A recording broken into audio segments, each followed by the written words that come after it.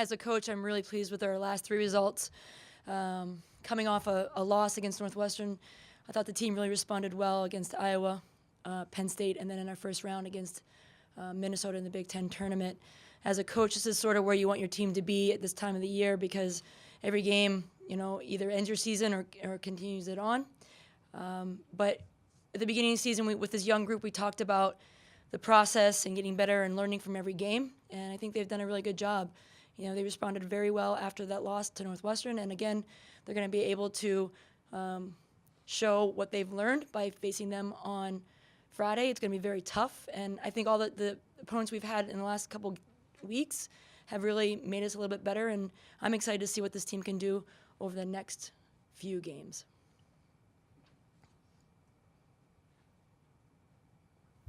What was the difference in that loss to Northwestern? I think it was October 15th. Northwestern is very organized. They are well coached, and they're very tough defensively, and they're very good on set pieces. And we weren't prepared. And I think the biggest thing that we came away from that game, I think I showed about 20 minutes of us just not tackling and not bringing the intensity that we needed in that, and some of the tactical errors that we made being young and being a little naive. I think we've got to go back and refocus that. And, we talked about that for the Iowa game, and I thought the kids responded quite well. And again, getting a result against Penn State at home when they're number 11 in the country shows that they're just kind of building from that game.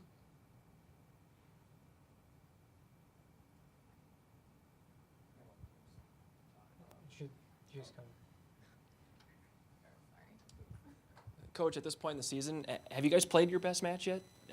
This late in the season? I don't think so. Every game, little things get a little bit better. Players are stepping up.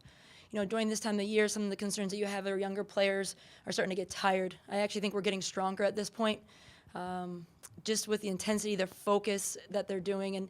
And part of it is just the belief that they have. We've had good results against Virginia, good results against Penn State, against Minnesota recently, who is, one of our toughest opponents with the border battle. I think they're just beginning to feel confident in what they can do. And I think this group is only going to move forward from this season and on to the next, because right now we're starting 2 seniors. But as you can see, a lot of the freshmen are contributing a lot of the points right now. Brandon? Coach, how have you seen Maya Sella kind of progress throughout the year, getting her first goal of the season last game? Maya on the team is definitely a fan favorite. The players like her. Her personality is very bubbly, and so when she scored that goal, the bench erupted. Everyone was happy for her. But the biggest thing about Maya is that she's very special athletically, and I told her all along, right from the beginning, that this was a process for her and that she had to trust the process. She's dynamic. She is good on the ball, and most of the time, as I tell her, she has to trust herself. I think she can even be more effective if she, didn't kind of second guess everything at the speed of play that she's at right now and just kind of went with it. And you see it in glimpses. And so I'm excited. Like, she's just kind of starting to feel it now, like the rest of the team is. And I think her contributions are going to be well seen in the next couple games.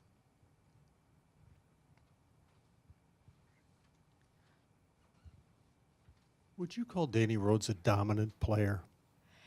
I would call Danny Rhodes a very opportunistic, very determined,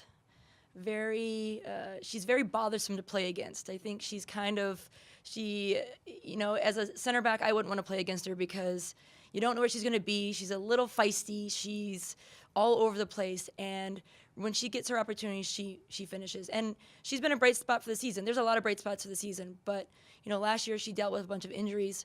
She got herself healthy over the summer, really focused on her health, and when you have somebody scoring that many goals in a season, your team's going to do fairly well. And she's confident. She knows she's going to score. She believes she's going to score. There's other parts of the game that she needs to get better at, but as a coach, I'm not complaining about that right now because she's scoring goals in different ways, and I think that's what a true goal scorer is. And I think, again, she's just going to get better as we go along. She's only a sophomore. You have 13 wins, 2 of your 4 losses to ranked teams, 2 losses in overtime. Where do you stand nationally? I mean, you're 13-4-2. You'd think you're in pretty good shape. Yeah, I think we're. You never know what's going to happen with the committee, but I think for the NCAA's, we're doing quite well. And it's just been a slow body of work for us. The players haven't gotten too high on the highs and too lows on the lows, which has been quite well. And you're right. One of our losses is to Stanford, who's #1 in the country right now, and that probably taught us the most.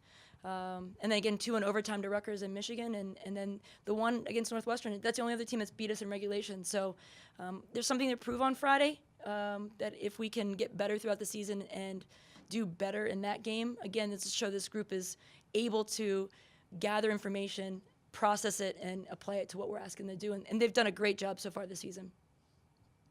Coach, you got a young back line, freshman and sophomore back there. Have you seen them come throughout the season, especially in big games like you have against Minnesota and coming up with Northwestern? Well, if anybody's looking at the stats, and I started looking at it, Minnesota didn't get a shot on goal. And when we played Virginia early in the year, I think they had 2 shots on goal, and Penn State had 1 shot on goal. In fact, some other schools in the Big Ten were calling us and saying how we did that.